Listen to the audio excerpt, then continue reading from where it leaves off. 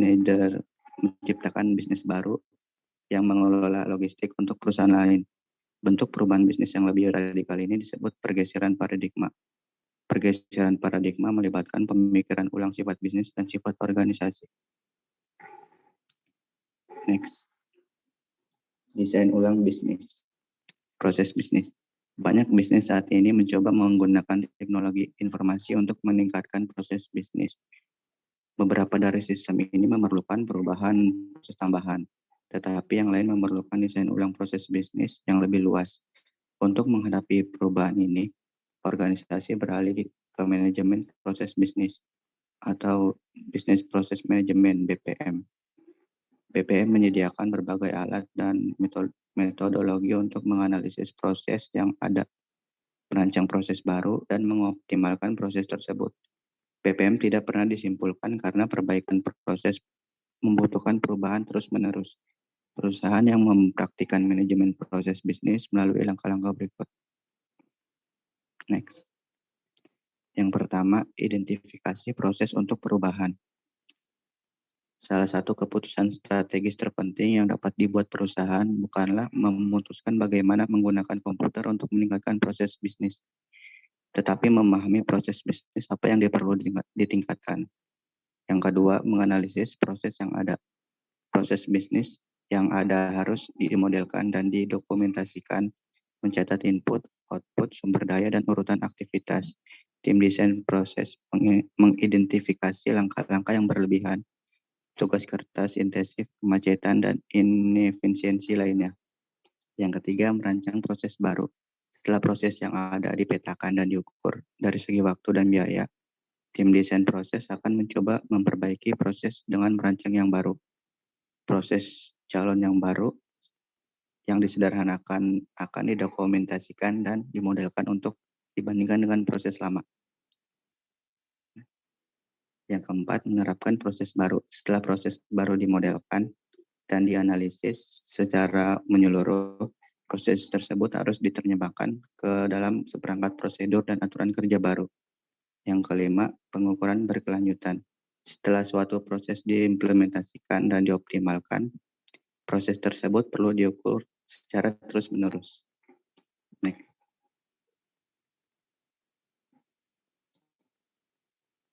Alat untuk manajemen proses bisnis. Manajemen bisnis proses.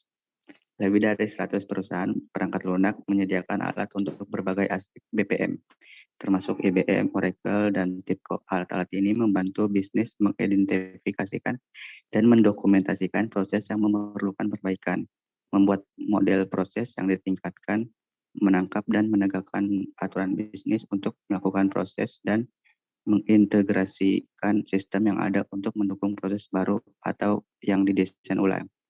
Perangkat lunak BPM juga menyediakan analitik untuk memverifikasi bahwa kinerja proses telah ditingkatkan dan untuk mengukur dampak perubahan proses pada indikator kinerja bisnis utama. Beberapa alat BPM mendokumentasikan dan memantau proses bisnis untuk membantu perusahaan mengidentifikasi efisiensi menggunakan perangkat lunak untuk terhubung dengan masing-masing sistem yang digunakan perusahaan untuk proses tertentu guna mengidentifikasi titik masalah. Kategori alat lainnya mengotomatiskan beberapa bagian dari proses bisnis dan menegakkan aturan bisnis sehingga karyawan melakukan proses itu secara lebih konsisten dan efisien. Lalu yang kedua, apa saja aktivitas inti dalam proses pengembangan sistem? Next. Sistem informasi baru adalah hasil dari proses pemecahan masalah organisasi.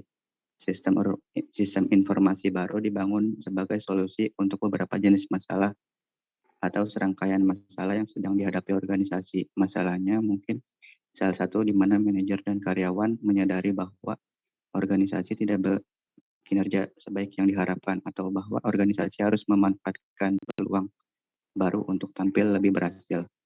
Aktivitas yang menghasilkan solusi sistem informasi untuk masalah atau peluang organisasi disebut pengembangan sistem.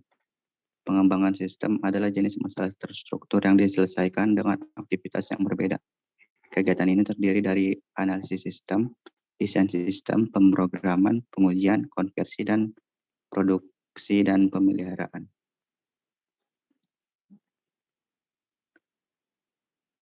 Analisis sistem. Analisis sistem adalah analisis masalah yang coba dipecahkan oleh perusahaan dengan sistem informasi.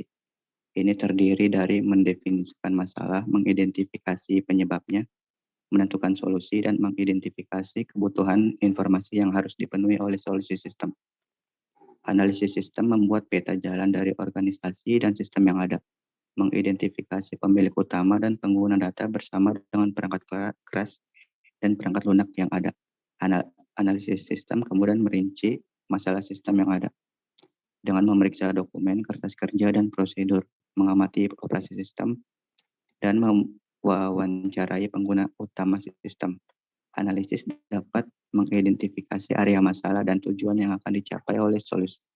Seringkali solusinya membutuhkan pembangunan sistem informasi baru atau meningkatkan yang sudah ada.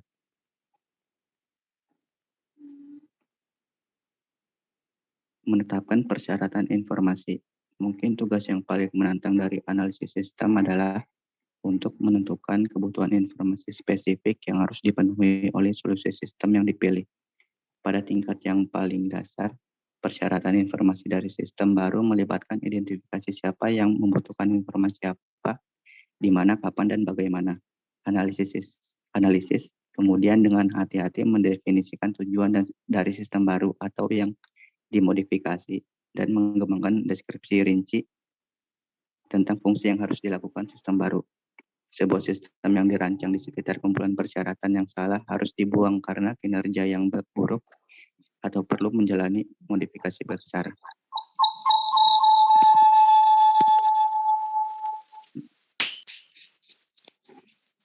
Desain sistem.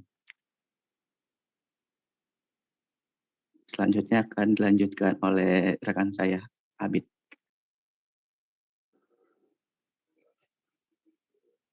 Untuk selanjutnya yaitu desain sistem. Analisis sistem menjelaskan apa yang harus dilakukan sistem untuk memenuhi persyaratan informasi, dan desain sistem menunjukkan bagaimana sistem akan memenuhi tujuan ini. Desain sistem informasi adalah keseluruhan rencana atau model untuk sistem itu sendiri. Seperti blueprint sebuah bangunan ataupun rumah. Ia terdiri dari semua spesifikasi yang memberikan sistem bentuk dan strukturnya. Perancang sistem merinci spesifikasi sistem yang akan memberikan fungsi, diidentifikasi selama analisis sistem.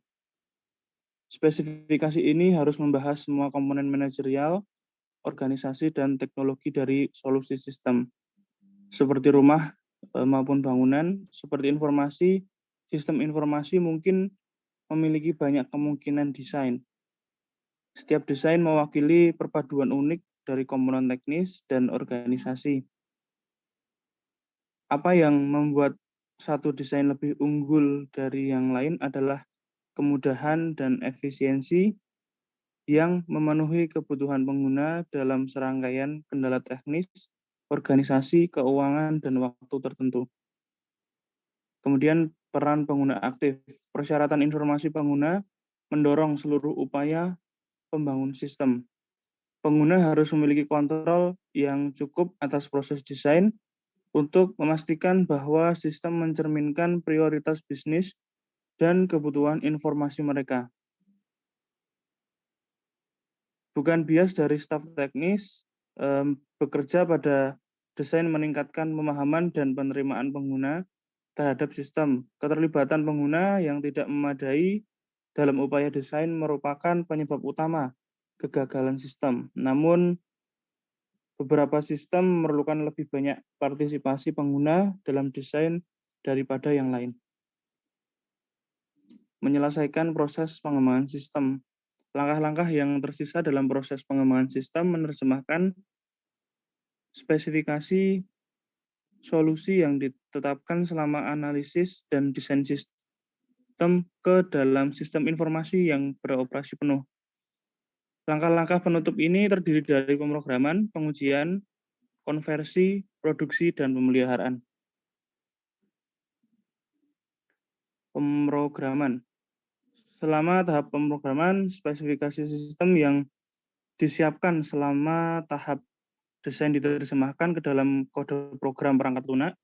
Saat ini banyak organisasi tidak lagi melakukan pemrograman mereka sendiri untuk sistem baru. Sebagai gantinya, mereka membeli perangkat lunak yang memenuhi persyaratan untuk sistem baru dari sumber eksternal seperti paket perangkat lunak dari vendor perangkat lunak komersial, layanan perangkat lunak dari penyedia layanan perangkat lunak, atau perusahaan outsourcing yang mengembangkan perangkat lunak aplikasi khusus untuk klien mereka.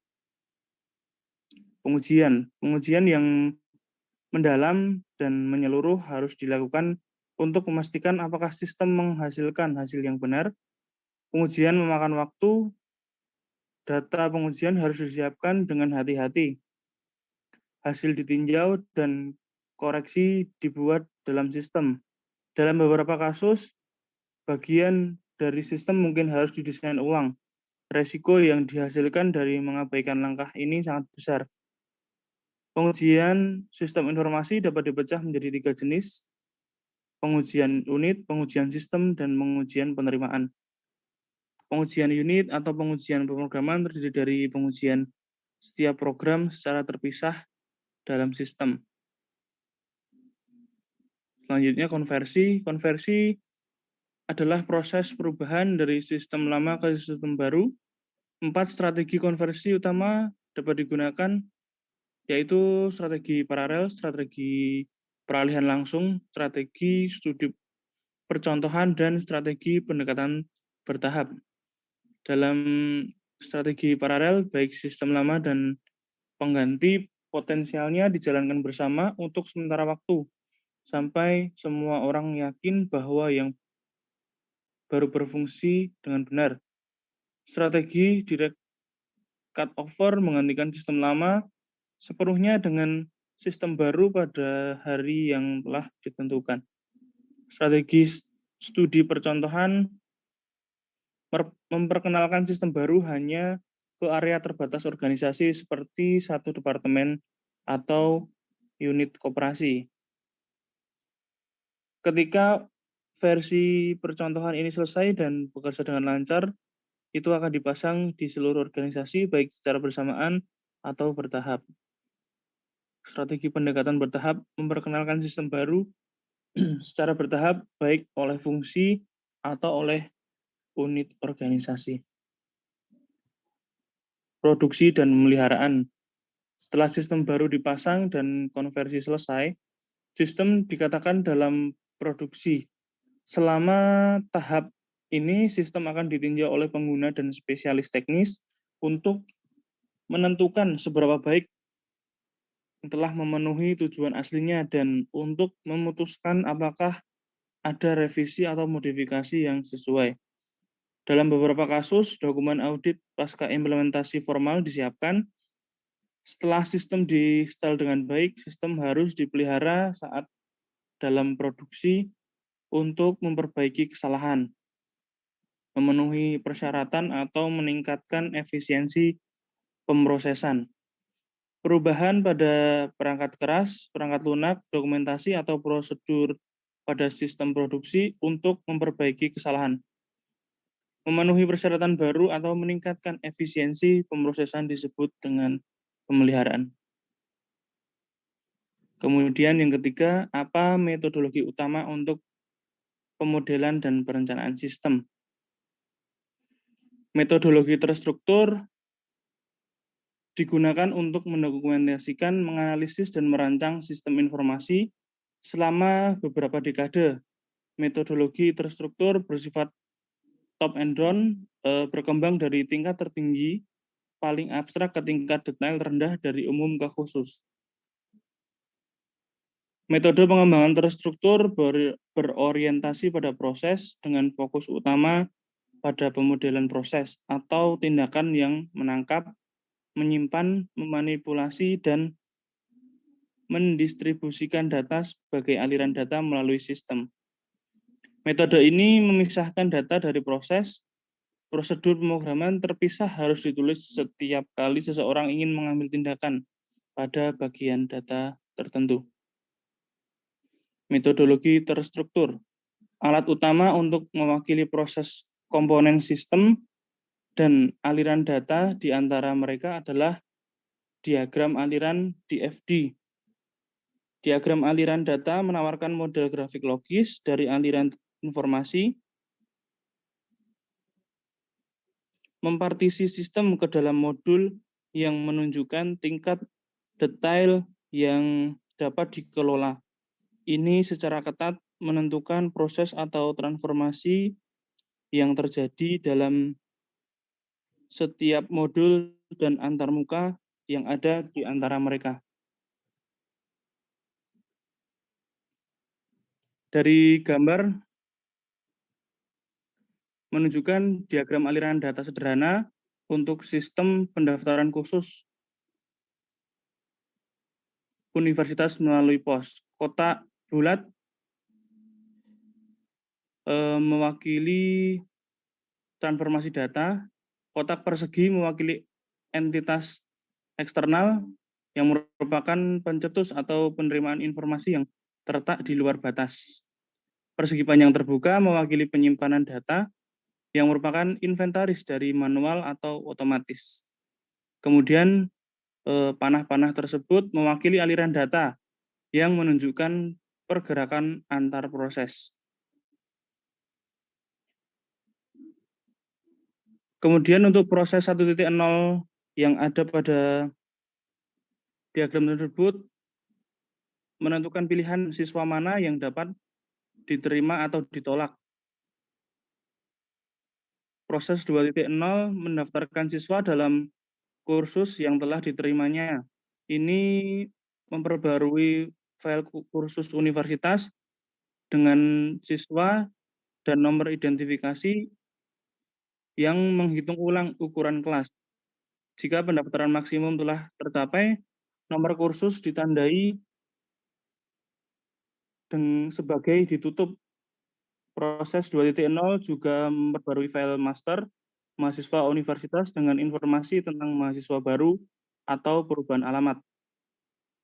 Kemudian untuk proses 3.0 mengirimkan setiap pelamar siswa konfirmasi surat pendaftaran yang mencantumkan mata kuliah yang dia daftarkan dan mencatat pilihan mata kuliah yang tidak dapat dipenuhi. Diagram dapat digunakan untuk menggambarkan proses tingkat yang lebih tinggi serta detail tingkat yang lebih rendah melalui diagram aliran data yang diratakan. Proses yang kompleks dapat dipecahkan menjadi tingkat detail yang berurutan. Seluruh sistem dapat dibagi menjadi subsistem dengan diagram aliran data tingkat tertinggi. Setiap subsistem pada gilirannya dapat dibagi menjadi subsistem tambahan dengan diagram aliran data tingkat kedua, dan subsistem tingkat bawah dapat dipecahkan lagi sampai tingkat detail terendah itu tercapai. Dan selanjutnya pengembangan berorientasi objek. Metode terstruktur berguna untuk proses pemodelan, tetapi tidak menangani pemodelan data dengan baik. Mereka juga memperlakukan data dan proses sebagai entitas yang terpisah secara logis. Pengembangan berorientasi objek membahas masalah ini.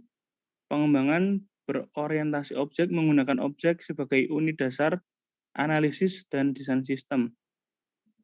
Sebuah objek menggabungkan data dan proses spesifik yang beroperasi pada data tersebut. Data yang dienkapsulasi dalam suatu objek dapat diakses dan dimodifikasi hanya oleh operasi atau metode yang terkait dengan objek tersebut. Kemudian pengembangan berorientasi objek. Permodelan berorientasi objek didasarkan pada konsep kelas dan pewarisan.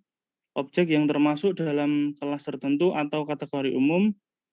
Dari objek serupa, kelas objek pada gilirannya dapat mewarisi semua struktur dan perilaku kelas yang lebih umum, dan kemudian menambahkan variabel perilaku unik untuk setiap objek. Kelas yang ada dan menentukan bagaimana kelas baru berbeda dari kelas yang ada.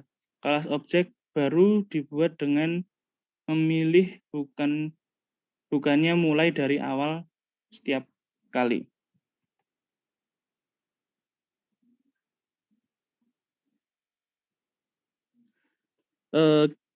Kita dapat melihat bagaimana kelas dan warisan bekerja pada gambar yang menggambarkan hubungan antar kelas mengenai karyawan dan bagaimana mereka dibayar. Karyawan adalah nenek moyang yang sama atau superkelas untuk 3 kelas lainnya. Gaji per jam dan sementara adalah subkelas karyawan. Nama kelas di kompartemen atas, atribut untuk setiap kelas ada di bagian tengah setiap kotak. Dan daftar operasi ada di bagian bawah setiap kotak. Fitur yang dimiliki bersama oleh semua karyawan ada ID, nama, alamat, tanggal dipekerjakan, posisi, dan gaji. Disimpan di superkelas employee. Sedangkan setiap subkelas menyimpan fitur yang spesifik untuk tipe karyawan tertentu. Khusus untuk karyawan per jam, misalnya ada tarif per jam dan tarif lembur. Dari solid, dari subkelas ke superkelas adalah jalur generasi yang menunjukkan bahwa subkelas salaried, hourly, dan temporary memiliki ciri-ciri umum yang dapat digenerasikan ke dalam superkelas employee. Rekayasa perangkat lunak berbantuan komputer. Komputer asid, software engineering atau disingkat dengan CASE, disebut rekayasa sistem berbantuan komputer, menyediakan perangkat lunak untuk mengotomatisasi metodologi yang baru saja kita jelaskan untuk mengurangi jumlah pekerjaan berulang yang perlu dilakukan pengembangan. Alat CASE juga memfasilitasi pembuatan dokumentasi yang jelas dan koordinasi upaya pengembangan tim. Alat CASE menyediakan fasilitas grafik otomatis untuk menghasilkan bagan dan diagram. Pembuat layar dan laporan, kamus data, fasilitas pelaporan yang ekstensif, alat analisis dan pemeriksaan, pembuatan kode, serta pembuat dokumentasi. Kemudian secara umum alat CASE mencoba meningkatkan produktivitas dengan kualitas dengan yang pertama menegakkan metodologi pengembangan standar dan disiplin desain. Yang kedua, meningkatkan komunikasi antar pengguna dan spesialis teknis. Yang ketiga, mengatur dan menghubungkan komponen desain serta menyiapkan akses cepat. Kemudian yang keempat, mengotomatiskan bagian analisis dan desain yang membosankan dan rawan kesalahan. Kemudian yang kelima, mengotomatiskan pembuatan kode dan pengujian serta peluncuran kontrol. Kemudian selanjutnya akan dijelaskan oleh Mbak Linda. Selanjutnya yaitu apa metode alternatif untuk membangun sistem informasi. Siklus hidup sistem tradisional. Siklus hidup sistem adalah metode tertua untuk membangun sistem informasi. Metode siklus hidup adalah pendekatan bertahap untuk membangun sistem, membagi pengembangan sistem menjadi tahapan formal seperti yang diilustrasikan pada gambar setelah ini. Spesialis pengembangan sistem memiliki pendapat yang berbeda tentang bagaimana membagi tahap pembangunan sistem, tetapi mereka secara kasar sesuai dengan tahap pengembangan sistem. Next. Berikut adalah gambar metodologi siklus hidup dalam pengembangan sistem. Selanjutnya, siklus hidup sistem tradisional. Metodologi siklus hidup sistem mempertahankan pembagian kerja formal antara pengguna akhir dan spesialis sistem informasi. Spesialis teknis seperti analisis sistem dan pemrograman bertanggung jawab atas sebagian besar analisis sistem, desain, dan pekerjaan implementasi. Pengguna akhir terbatas pada penyediaan persyaratan informasi dan meninjau pekerjaan staf teknis. Siklus hidup juga menekankan spesifikasi formal dan kertas kerja Begitu banyak dokumen yang dihasilkan selama proyek sistem. Pembuat rancangan. Prototyping terdiri dari membangun sistem eksperimental dengan cepat dan murah untuk dievaluasi oleh pengguna akhir. Dengan berinteraksi dengan prototype, pengguna bisa mendapatkan ide yang lebih baik tentang kebutuhan informasi mereka. Prototype yang disetujui oleh pengguna dapat digunakan sebagai template untuk membuat sistem akhir. Prototype adalah versi kerja dari sistem informasi atau bagian dari sistem, tetapi dimaksudkan hanya sebagai model awal. Setelah operasional, prototype akan disempurnakan lebih lanjut sehingga sesuai dengan kebutuhan pengguna. Setelah desain selesai, prototype dapat diubah menjadi sistem produksi yang dipoles. Langkah-langkah prototyping adalah sebagai berikut. Gambar pada PPT tersebut menunjukkan model 4 langkah dari proses pembuatan prototipe yang terdiri dari langkah berikut. Langkah pertama yaitu identifikasi kebutuhan dasar pengguna. Perancang sistem biasanya spesialis sistem informasi bekerja dengan pengguna hanya cukup lama untuk menangkap kebutuhan informasi dasar pengguna. Langkah yang kedua, kembangkan prototipe awal. Perancang sistem membuat prototipe yang berfungsi dengan cepat menggunakan alat untuk menghasilkan perangkat lunak dengan cepat. Langkah yang ketiga, gunakan prototipe. Pengguna didorong untuk bekerja dengan sistem untuk menentukan seberapa baik prototipe memenuhi kebutuhannya dan membuat saran untuk meningkatkan prototipe. Langkah yang keempat, merevisi dan meningkatkan prototipe. Pembangun sistem mencatat semua perubahan permintaan pengguna dan menyempurnakan prototipe yang sesuai. Setelah prototipe direvisi, siklus kembali ke langkah 3 dan langkah 3 dan 4 diulang sampai pengguna puas. Namun dalam prototipe ini terdapat juga keuntungan dan kekurangannya. Prototyping paling berguna ketika ada beberapa ketidakpastian tentang persyaratan atau solusi desain dan sering digunakan untuk merancang antarmuka pengguna akhir sistem informasi.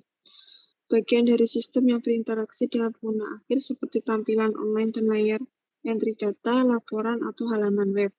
Karena prototyping mendorong keterlibatan pengguna yang intens di seluruh siklus hidup pengembangan sistem, lebih mungkin untuk menghasilkan sistem yang memenuhi kebutuhan pengguna.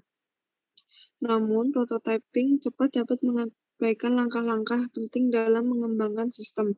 Jika prototipe selesai bekerja dengan cukup baik, manajemen mungkin tidak melihat perlunya pemrograman ulang, desain ulang, atau dokumentasi lengkap dan pengujian untuk membangun sistem produksi yang dipoles. Next. Pengembangan pengguna akhir. Pengembangan pengguna akhir memungkinkan pengguna akhir dengan sedikit atau tanpa bantuan formal seperti spesialis teknis untuk membuat sistem informasi sederhana, mengurangi waktu dan langkah yang diperlukan untuk menghasilkan aplikasi yang sudah jadi. Menggunakan bahasa query dan pelaporan yang sudah digunakan, pengembangan situs web, grafik, dan perangkat lunak PC, pengguna akhir dapat mengakses data, membuat laporan, dan mengembangkan aplikasi sederhana. Bahasa query adalah alat perangkat lunak yang memberikan jawaban online langsung atas pertanyaan yang tidak ditentukan sebelumnya, seperti siapa perwakilan penjualan dengan kinerja tertinggi. Bahasa query sering dikaitkan dengan perangkat lunak manajemen data. Next. Paket perangkat lunak, aplikasi, dan layanan perangkat lunak cloud. Saat ini, banyak sistem didasarkan pada paket perangkat lunak aplikasi yang tersedia secara komersil atau perangkat lunak cloud sebagai layanan atau SaaS. Misalnya, perusahaan dapat memilih untuk mengimplementasikan perencanaan sumber daya perusahaan, Oracle, manajemen rantai pasokan, atau perangkat lunak sumber daya manusia secara intens atau berbayar untuk menggunakan perangkat lunak ini yang berjalan di platform Oracle Cloud. Perangkat lunak produktivitas desktop Microsoft Office hadir dalam versi desktop dan cloud. Banyak aplikasi yang umum untuk semua organisasi bisnis, misalnya penggajian piutang buku besar atau pengendalian persediaan. Untuk fungsi universal seperti itu dengan proses standar yang tidak banyak berubah seiring waktu, sistem lebih umum akan memenuhi persyaratan banyak organisasi. Next. Yang kelima, pendekatan baru untuk membangun sistem di era perusahaan digital. Next. Dalam lingkungan perusahaan digital, organisasi harus dapat menambah, mengubah, dan menghentikan kemampuan teknologi mereka dengan sangat cepat untuk merespon peluang baru termasuk kebutuhan dan penyediaan aplikasi platform seluler.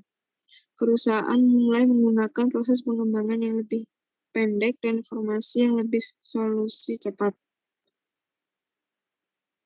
Next. Selanjutnya, Rapid Application Development atau RAD dan Agile Development dan DevOps.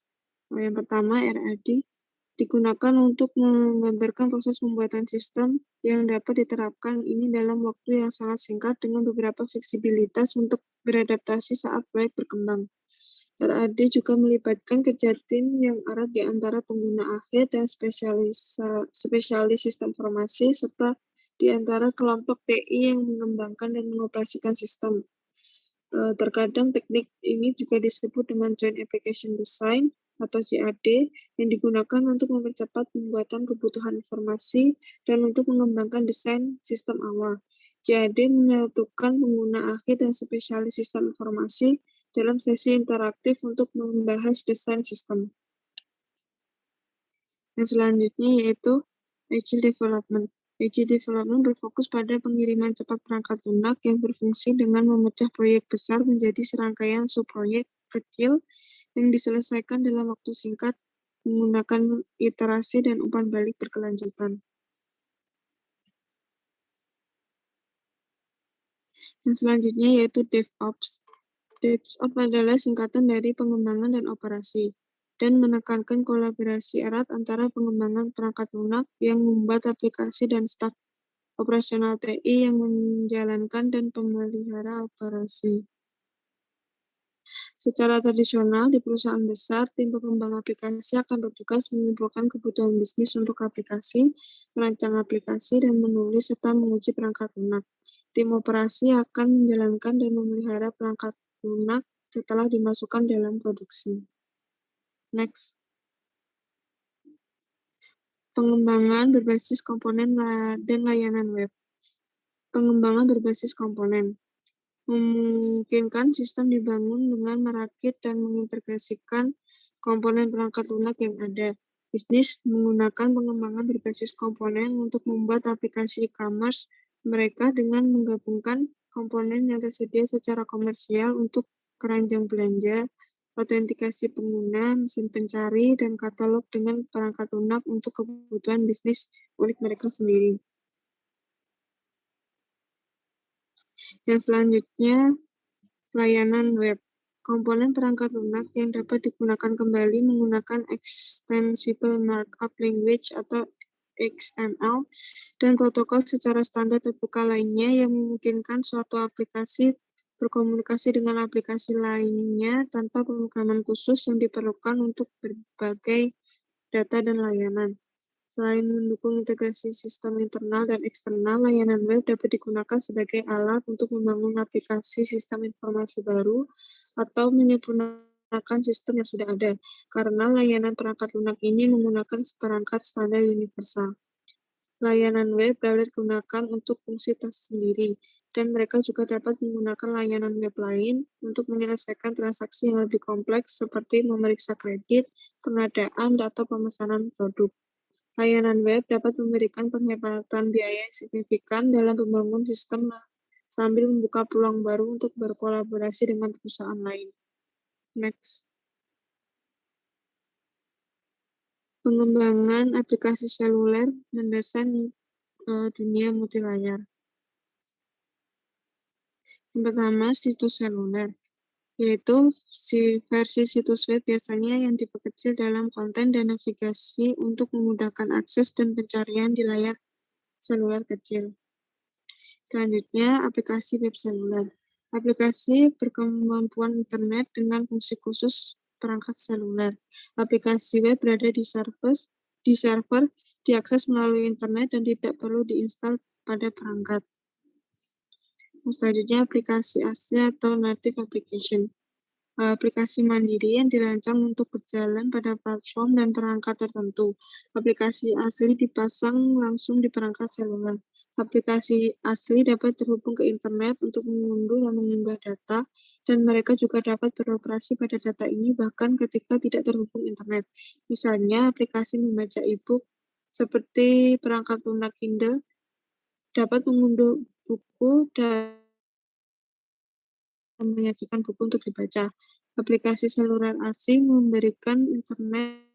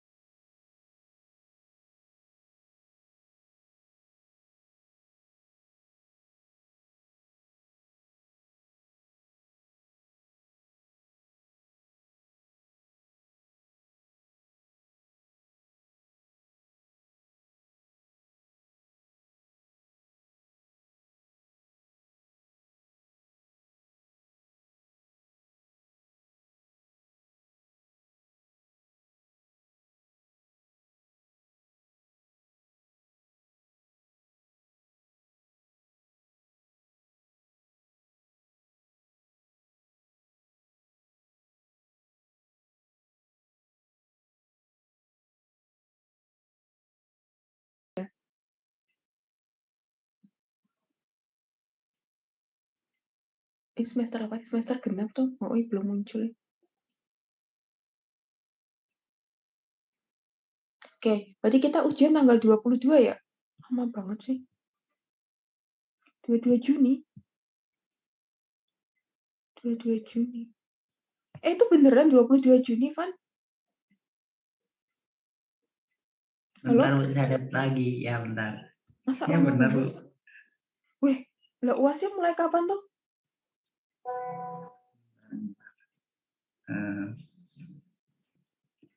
UAS tanggal 13 toh. Loh. Iya, mulainya tanggal 13, Bu, tapi di sini di jadwal Tanggal 22. Berarti minggu depan masih minggu tenang ya? benar. Oh kan? Ya, Nah, sistem informasi. kalian mau ujiannya mau maju pas minggu tenang atau mau ikut jadwal tanggal 22?